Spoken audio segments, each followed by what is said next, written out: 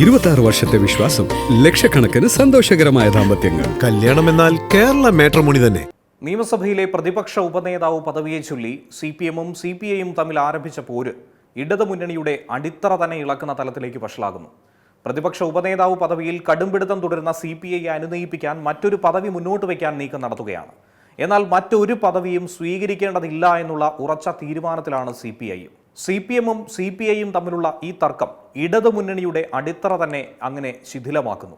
CPI-യെ ഒഴിവാക്കി ഒരു വിട്ടുവീഴ്ചയ്ക്കും തയ്യാറല്ല എന്നുള്ള നിലപാടിൽ യാതൊരുവിധ മാറ്റവുമില്ലാതെ തുടരുന്ന സാഹചര്യത്തിൽ മുന്നണിയിൽ നിന്നും കൂടുതൽ ഒറ്റപ്പെടുന്ന ഒരവസ്ഥയിലേക്ക് CPM മാറിക്കൊണ്ടിരിക്കുന്നു.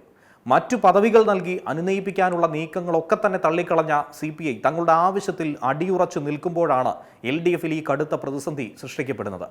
നിയമസഭയിലെ പ്രതിപക്ഷ ഉപനേതാവ് സ്ഥാനത്തെ ചൊല്ലിയുള്ള CPI-യും CPM-ഉം തമ്മിലുള്ള തർക്കം അങ്ങനെ കൂടുതൽ രൂക്ഷമാകുന്നു. ചർച്ചയ്ക്കായി വാതിലുകൾ വലക്കെ തുറന്നിട്ടിരിക്കുന്നു എന്നുള്ള CPI സംസ്ഥാന സെക്രട്ടറി ബിനോയ് വിശ്വത്തിൻ്റെ ആ വാക്കുകൾ അത് എത്രത്തോളം CPM-ന് ഉൾക്കൊള്ളാൻ കഴിയുമെന്നുള്ളതാണ് ഇനിയുള്ള ദിവസങ്ങളിൽ നോക്കിക്കാണേണ്ടത്. തർക്കം പരിഹരിക്കാനായി പബ്ലിക് അക്കൗണ്ട്സ് കമ്മിറ്റി ചെയർമാൻ സ്ഥാനം CPI-ക്ക് നൽകാമെന്ന ആലോചന നേരത്തെ ഉയർന്നു. ഉപനേതൃസ്ഥാനം ഒഴികെ മറ്റൊരു പദവിയിലേക്കും യാതൊരു വിധത്തിലുമുള്ള വിട്ടുവീഴ്ചയ്ക്ക് തയ്യാറല്ല എന്ന നിലപാട് കടുപ്പിച്ചു CPI. അതേസമയം ഉപനേതൃസ്ഥാനം ഭരണഘടനാപരമായ പദവിയല്ലെന്ന സാങ്കേതിക വാദമാണ് ഈ ഘട്ടത്തിൽ CPM ഉയർത്തുന്നത്. ആ സ്ഥാനത്തേക്ക് ധനമന്ത്രി KN ബാലഗോപാലിനെ കൊണ്ടുവരാൻ CPM ഒരു നീക്കം നടത്തി എന്ന റിപ്പോർട്ടും ഈ ഘട്ടത്തിൽ പുറത്തു വരുന്നുണ്ട്. മുന്നണിയുടെയും സർക്കാരിൻ്റെയും നിയന്ത്രണം അങ്ങനെ ഒരൊറ്റ വ്യക്തിയിലേക്ക് ഒതുങ്ങിപ്പോകേണ്ടതില്ല. അങ്ങനെ ഒതുങ്ങിപ്പോയി എന്ന വിമർശനം തിരഞ്ഞെടുപ്പ് പരാജയത്തിന് ശേഷം CPI ഉന്നയിച്ചിട്ടുണ്ടായിരുന്നു. ഇത് അംഗീകരിച്ചാൽ പാർട്ടിക്കുള്ളിലെ പിണറായി വിരുദ്ധ ചേരിക്ക് കൂടുതൽ കരുത്ത് പകരുമെന്ന ആശങ്ക നിലവിൽ CPM-നുണ്ട്. CPM നേതൃത്വം ഏറെ ആശങ്കയിൽ തന്നെയാണ്. തർക്കം മുഖപത്രങ്ങളിലേക്കും വ്യാപിച്ചു. ചിന്തയിലൂടെ CPM-ഉം നവയുഗത്തിലൂടെ CPI-യും അങ്ങനെ പരസ്യമായി ഏറ്റുമുട്ടി. ജനറൽ സെക്രട്ടറി D രാജയുടെ പരസ്യ പ്രതികരണവും ഇരു പാർട്ടികളുടെയും മുഖപത്രങ്ങളിലൂടെയുള്ള ആശയപ്പോരും ഈ മുന്നണിയിലെ ഭിന്നത കൂടുതൽ പ്രകടമാക്കുന്നു.